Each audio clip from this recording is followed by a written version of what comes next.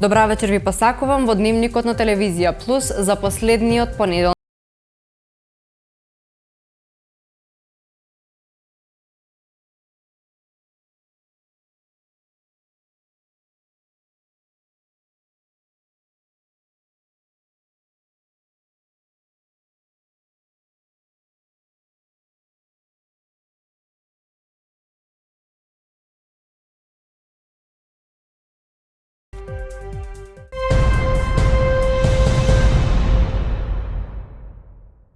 Не стравувам дека по периодот на замрзнување на цените ќе се врати старата практика на вештачко зголемување на цените на начин како што беше направено одреден временски период. На компаниите веќе им е сосема јасно дека мора да се однесуваат морално и етички во услови на криза, рече вице-премиерот Фатмир Битики при неодамнешната посета на компанијата Махагони во Куманово. Вице-премиерот за економски прашања Фатмир Битики не стравува дека по предвидениот период за замрзнати цени на дел од прехранбените производи ќе се врати како што вели старата практика на вештачко зголемување на цените. Доколку се случи тоа, порачува дека граѓаните ќе бидат згрижени и владата нема да ги остави да ја плаќаат највисоката цена. Во пазарната економија мора пазарно да се однесуваме. Сметам дека веќе првите позитивни сигнали доаѓаат од самите компании, дека сме овде за да ја надминеме заеднички кризата и не стравувам дека после периодот на замрзнување на цените ќе се врати старата практика на зголемување вештачко на цените на начин како што во еден одреден временски период беше направено. Тоа што цело време повикувавме дека мора да има општествена одговорност, мора да има морално и етичко однесување на пазарот, сметам дека веќе на компаниите им е сосема јасно. Но, повторувам, ако се случи спротивното, ние како влада нема да оставиме граѓаните да ја плаќаат највисоката цена. Битики го повика пазарниот инспекторат да ги провери информациите дали во Куманово и Кумановско се продава леп по замрзната цена од 33 денари, но со помала грамажа од утврдената со одлуката на владата. Замрзнувањето на цени е кон одреден леп, одредена грамажа, тоа е 450 грамска со 33 денари цена. Таа цена не е направена за да нанесе штета на произведувачите, туку напротив, за да ги заштити граѓаните, а секако во таа цена има одредена добивка. А ако има такви информации, ја го повикувам пазарниот инспекторат веќе да излезе во Куманово и Кумановска да проверат дали навистина се продава леп по пониска грамажа од таа што е предвидена, а со иста цена на која што ние дадовме замрзнување. Секако, секој едно замрзнување на цена, дали е кај лебот, дали е кај јајцата, дали е кај тестенините, не е на штета на компаниите. Компаниите се згрижени, може би нема да продаваат со такви маржи какви што они би сакале, но секако имаат маржа предвидена во цената, но тие се донесени во интерес на граѓаните и ќе бидат донесени во интерес на граѓаните и за заштита на граѓаните. Со одлуки на владата од 28 февруари е замрзната цената на белиот и полубелиот леп од 450 грама на 33 денари. Од 16 марти цените на дел од млечните производи и тестенините, каде намалувањето на цените изнесуваше 10, односно 15%, а замрзната и цената на јајцата и на оризот на износот по кој се продаваа овие производи на 15 март. Замрзнатата цена за лебот, тестенините и на млечните производи важи до крајот на мај, а на јајцата и оризот до крајот на април. Малопродажната цена на дизел горивото од вечерва на полноќ се намалува за 1 денар по литар, додека нафтата за домаќинствата поевтинува за 1,5 денари. Цената на бензинот од 95 октани се зголемува за 1 денар, додека бензинот од 98 октани поскапува за 1,5 денари по литар. Малопродажната цена на мазутот се зголемува за 0,5 денари за килограм. Максималните цени на нафтените деривати ќе изнесуваат: моторен бензин Евросупер БС95 ќе биде со цена од 82 денари. Моторен бензин Евросупер БС98 со новата цена ќе изнесува 84,50 денари за литар. Дизел горивото ќе се продава со цена од 73 денари. Маслото за горење ќе биде по цена од 72 денари за литар и мазутот ќе се продава со цена од 37,62 денари.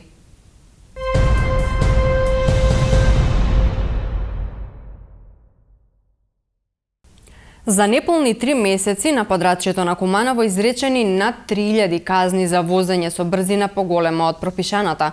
Санкционирани се и над 300 лица кои управувале возило под дејство на алкохол. Сабота 1 час пред полноќ распределување на задачи и терен. Секојдневие на дежурната екипа во Кумановската сообраќајна полиција. Ќе се обидат да спречат несреќи. Ќе се проверува колку возачите ги почитуваат сообраќајните правила и прописи, дали возат со брзина поголема од дозволената, непрописно пристигнуваат и возат под дејство на алкохол. Добро вечер, возачка сообраќајна. Господин Андреј, дали имате конзумиран алкохол? Да провериме? Ајде. Распоредени на неколку пунктови вообичаено се поставуваат на најфреквентните улици во близина на кафулињата. Покрај дневните контроли за санкционирање на возачи кои управуваат со возила со брзина поголема од пропишаната или оние кои управуваат со возило под дејство на алкохол или непрописно престигнување, се врши и снимање со така наречен ноќен радар за санкционирање на возачи кои управуваат со возила со брзина поголема од дозволената. Меѓу другото, полициските службеници се распоредени на терен и постапуваат согласно своите законски надлежности додека се случи некој сообраќајен метеж. Сообраќајните контроли се пред се да подигнеме свеста на граѓаните и да се зголеми безбедноста во сообраќајот. Секој од нас поединечно треба да се однесува одговорно, без разлика дали се во прашање возачи или пешаци. Во најголемата општина во земјава од почетокот на годинава биле спроведени 82 акциски контроли. За управување возило со брзина поголема од пропишаната, санкционирани се 3167 лица, како и 309 мерки за лица кои управувале возило под дејство на алкохол. Во текот на изминатиот викенд, полициски службеници од Куманово спроведоа акциска контрола за санкционирање на возачи кои не ги почитуваат сообраќајните прописи, при што на подрачјето на Куманово санкционирани се вкупно 224 возачи, од кои 193 управувале возило со брзина поголема од пропишаната, 13 санкции за возачи кои управувале возило под дејство на алкохол, 11 за управување возило без возачка дозвола и 7 санкции за нерегистрирано возило. Санкциониран е и еден возач поради возење под дејство на алкохол, односно по алкотестирање му били измерени 2,57 промили. Сообраќајните контроли продолжуваат и во наредните денови. Апелираме до граѓаните да ги почитуваат сообраќајните правила и прописи за да ја зголемиме безбедноста во сообраќајот и заедно да придонесеме за посигурни патишта, велат од полицијата.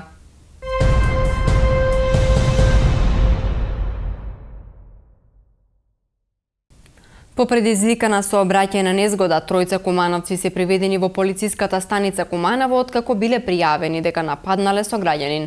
Инцидентот бил пријавен во саботата околу 15 часот, пошто полициски службеници од СВР Куманово ги лишиле од слобода тројцата кумановци на возраст од 18, 22 и 49 години. Откако се случила сообраќајната незгода, тие физички нападнале 21 годишен жител на селото Пчиња. По целосно документирање на случајот ке следи соодветна пријава, велат од МВР.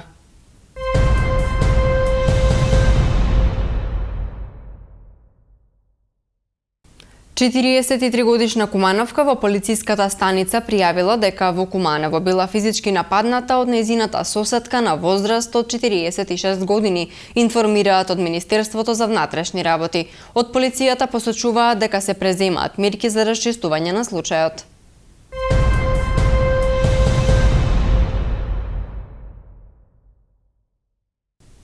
Во Националната установа Центар за култура кумановските актери го одбележаа Светскиот ден на театарот со трибина насловена "Разговори за театарот". Светската и македонската порака, напишани од египетската актерка Самиха Ајуб и театарската и филмска актерка Теута Ајдини Егени, ги прочитаа актерите Жарко Јовановиќ и Владанка Крстевски.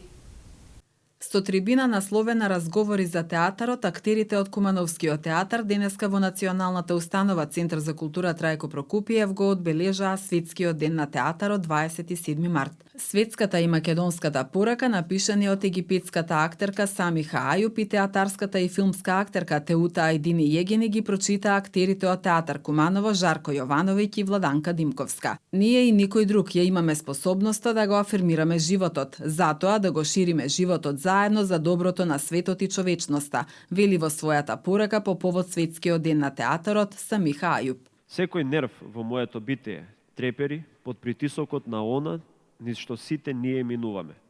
Страдањето на театарските и нетеатарските уметници. Страдањето од големите притисоци и мешаните емоции кои се надвиснуваат над светот сега и тука, денес. Нестабилноста е директен резултат на она низ што поминува нашиот свет. Конфликти, војни, природни катастрофи, кои имаат очаен ефект не само врз нашиот материјален свет, туку и врз нашиот духовен свет и нашиот психички мир. Авторката на националната порака од Македонија, Теута Ајдини Јегени, пак за театарот ке рече: "Љубов, тоа е вистинскиот збор кој ми доаѓа на ум кога мислам на театарот, кога сум во него, на сцената, во публиката, додека ја подготвувам улогата." А чувствата? Тие не можат да се опишат така лесно со зборови. Туку се испреплетени и срцето, и душата, и умот, и телото. Тука се и потта, и солзите, и смејата, и лутината, и болката, и радоста. Тоа е. Сигурно сум она што му се случува на секој театарски деец, затоа што без тие чувства не секој еден учесник во создавањето на идниот живот на една представа не ќе може да ја пренесе драмската магија до публиката. Секој еден од нас, кој работи и живее со театарот, ја има таа љубов во себе. Драматургот Трајче Кацаров и книжевните и театарски критичари Гоце Ристовски и Тодор Кузманов сметаат дека иако театарот секогаш имал препреки на својот пат и секојдневно сме соочени со напливот силниот технолошки напредок, сепак театарот успева да истрае. Јас сметам дека и во ова време театарот ќе истрае и покрај тоа што сме соочени секојдневно со овие медиумите електронски, со социјалните мрежи, и секогаш тие нудат нешто можеби позабавно, поинтересно, нешто кое што не бара од тебе да се изместиш од топлата фотелја и од папучите домашни, од пижамата, од домашната халетка. Од друга страна, театарот сепак успева во ова време, во ова динамично време, да ги прибере своите адоранти, они кои што постојано трчеле по колата на Теспис, оние кои знаеле да не го запират тркалото на театарот, да застанат во негова одбрана, всушност да бидат дел од неговата стварност. Навистина театарот има стварност која тешко може да се победи, да се растори и токму поради таа стварност јас мислам дека ќе обстои се додека има потреба човекот да биде некој друг, а не секогаш она што е. Значи, театарот е мимезис, на некој начин имитација на стварниот свет. Театарот е всушност конструкт на човековиот духовна градба и секогаш би требало да се подпираме на неговите можности, на она што тој го сака и што може да ни го даде на нас, поготово ние луѓето, бидејќи јас театарот го сметам како жива материја која се отворува преку нас луѓето. Театарот е од сите уметности најживата уметност и на театарот му е потребно се разбира комуникација со жива публика. Тоа е неговата специфика, неговата карактеристика. Еве и денес во овие, би рекол, турбулентни времења кога се соочуваме со многу предизвици како што беа болести, пандемии, војувања и така натаму, театарот успева да преживее и покрај големиот наплив, велам и силниот технолошки напредок на главно дигиталната технологија, кај што е притиснат, но сепак друго е кога тоа се следи на екран, на бим и така натаму, па дури некој холограм кој што прекрасно може да имитира дека тоа навистина се случува живо, но живиот контакт е тоа што останува. Затоа театарот му е потребен и на луѓето, а на театарот им е потребна публика. Како да дојдеме до побројна публика? Веројатно со стратегија која што треба да се гради, имајќи ги сите овие нешто што ги кажувам во предвид и пред се репертоарската политика. Негова должност е да не заштити од хипокризија. Наша должност е да не го изедеме со егото. Мора да го браниме и пресоздаваме. Мора да не брани и пресоздава, за да станеме поголеми луѓе. Среќен светски ден на театарот, напиша актерите од Театар Куманово. За Центарот за дијализа Диаверум Куманово месец март е посветен на давање придонес и одбележување на светскиот ден на бубрегот за оваа година со промовирање на овогодинешното мото здравје на бубрезите за сите и подготовка за неочекуваното, поддршка на ранливите. Од низата активности на таа тема минатата недела во просториите на Општа болница Куманово, заедно со учениците од медицинска струка се одржа уште една работилница. Бубрежни заболувања и хемодијализа е тема на презентациите подготвени на македонски и албански јазик, заедно со учениците од медицинската струка и нивните ментори. Од страна на ученичката Теодора Велковска беше презентиран нејзиниот награден труд на државен надпревар на тема хемодијализа, а од друга страна на стручниот тим на Диаверум беше презентиран целиот процес на дијализа и материјалот потребен да се изведе процесот. Со вакви и слични активности на Диаверум, бубрежните заболувања не се повеќе маргинализирана тема.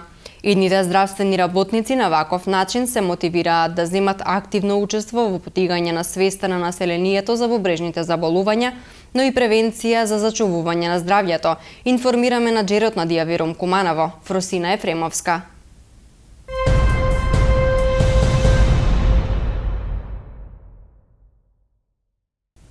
Во продолжение вестите од Македонија кои денес ги подготви Елена Георгиевска.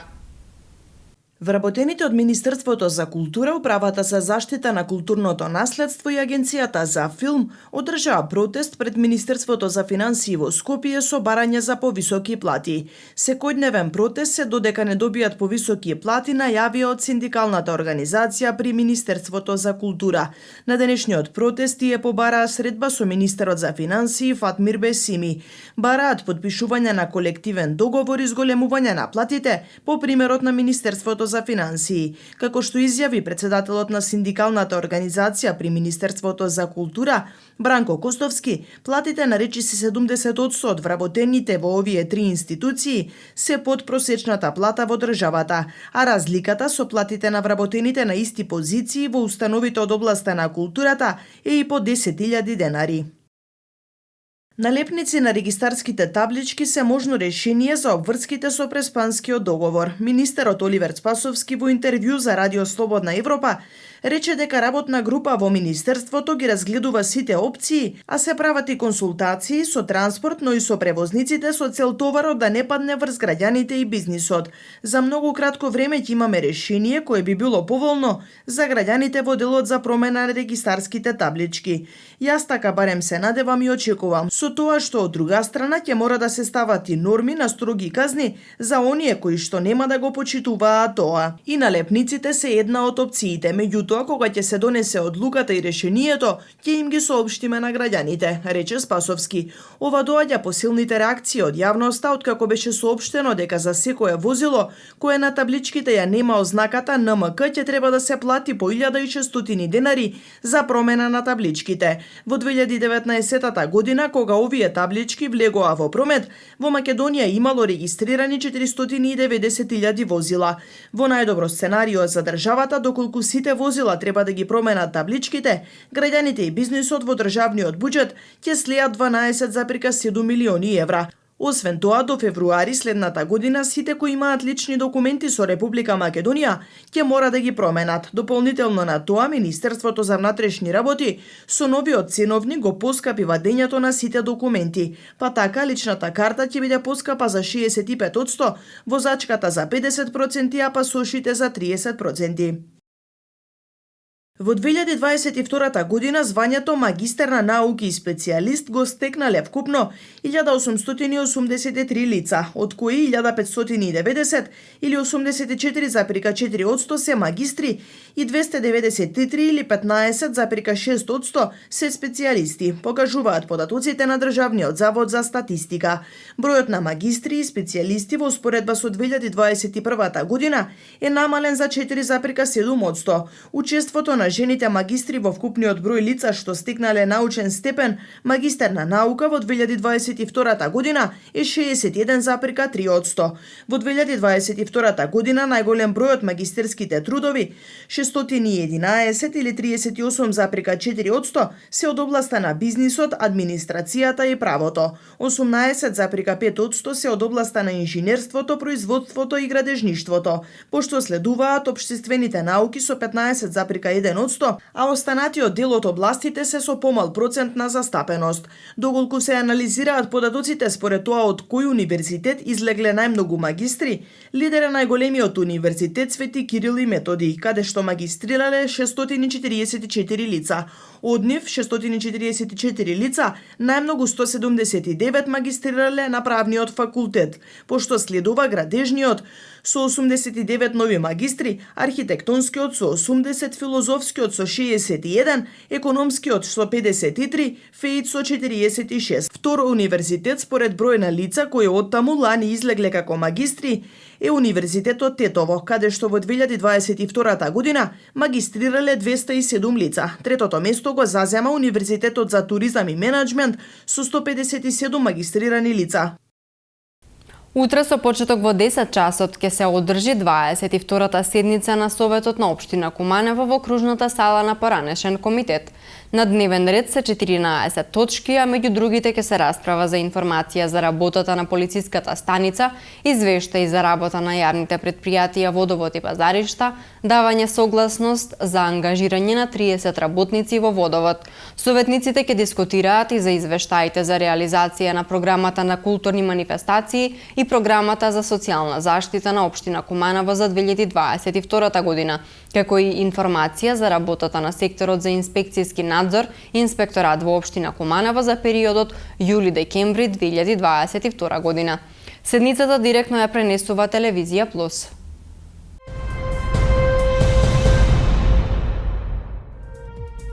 Времето денеска во Куманово беше променливо облачно со услови за дожд. Максималната температура се искачи до 15 степени, а минималната беше 2 степени Целзиусови. За утре метеоролозите најавуваат променливо облачно време со температура која ќе се движи во интервал од -2 до 8 степени Целзиусови.